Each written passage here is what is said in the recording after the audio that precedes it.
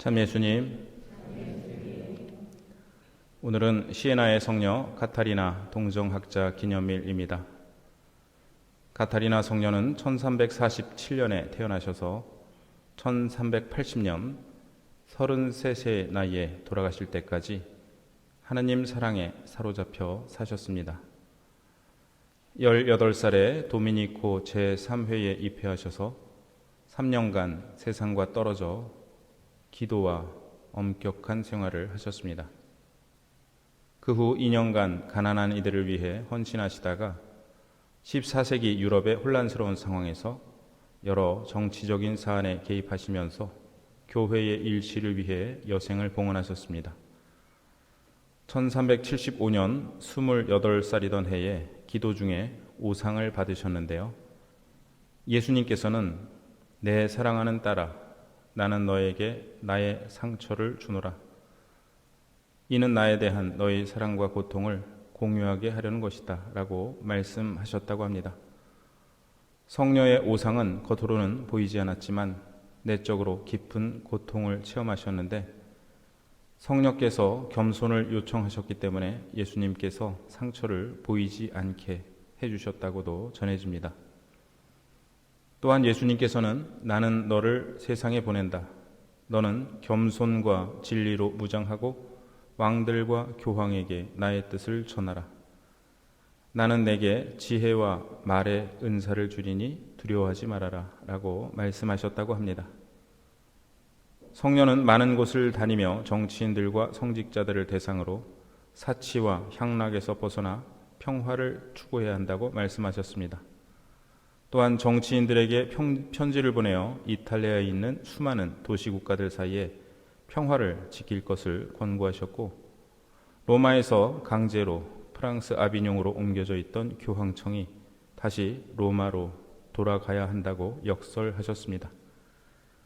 성녀는 1376년 그레고리오 11세 교황님을 직접 만나셨고, 결국 교황청은 이듬해인 1377년 68년간의 아비뇽 유수를 끝내고 로마로 돌아왔습니다.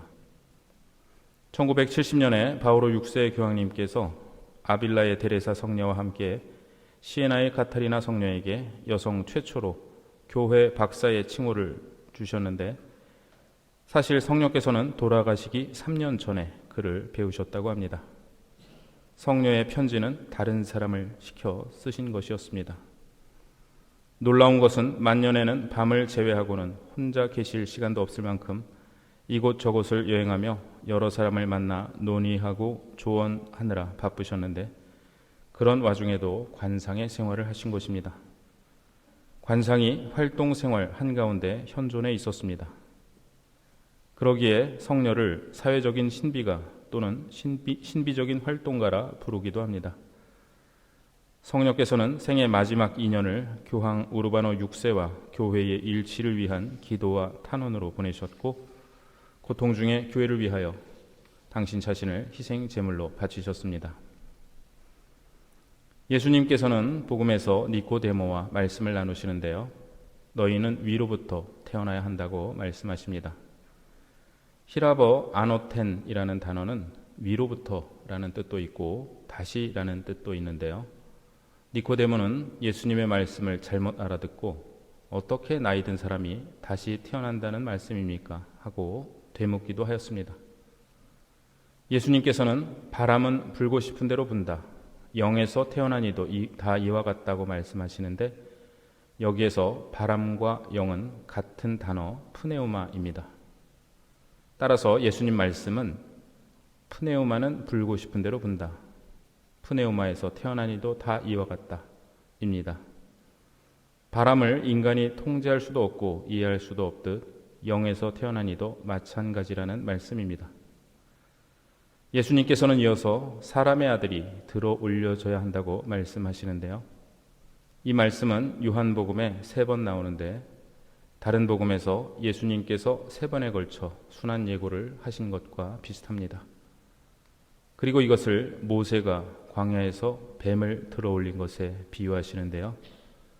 민수기에서 이스라엘 백성은 광야에서 하나님과 모세에게 불평하며 대들다가 불뱀에 물려 죽게 됩니다. 그러자 하느님께서 모세에게 명하셔서 구리뱀을 만들어 높이 달고 그것을 쳐다보는 이는 살게 해주십니다. 공관복음서는 예수님께서 십자가에 못 박혀 돌아가신 후 나중에 들어올림을 받으신다고 이해하지만, 요한복음은 예수님께서 세상 창조 이전에 아버지와 함께 누렸던 영광으로 되돌아가는 것과 십자가에서 들어 올려지시는 것이 동시에 이루어진다고 말합니다. 예수님의 고난이 예수님의 영광인 것입니다. 카타리나 성녀는 예수님의 오상이라는 은혜로운 상처를 받으셨지만 이는 성녀께는 깊은 고통이었습니다. 우리도 저마다 상처를 지니고 있습니다. 그 상처를 없애주시는 것이 예수님의 구원입니다. 그러나 때로는 그 상처 자체가 내가 예수님의 것이라는 것을, 그리고 그 상처를 통해 예수님께서 나를 그리고 우리를 구원하신다는 것을 가리켜 주기도 합니다. 모세가 광야에서 뱀을 들어올린 것처럼 사람의 아들도 들어올려져야 한다. 믿는 사람은 누구나 사람의 아들 안에서 영원한 생명을 얻게 하려는 것이다.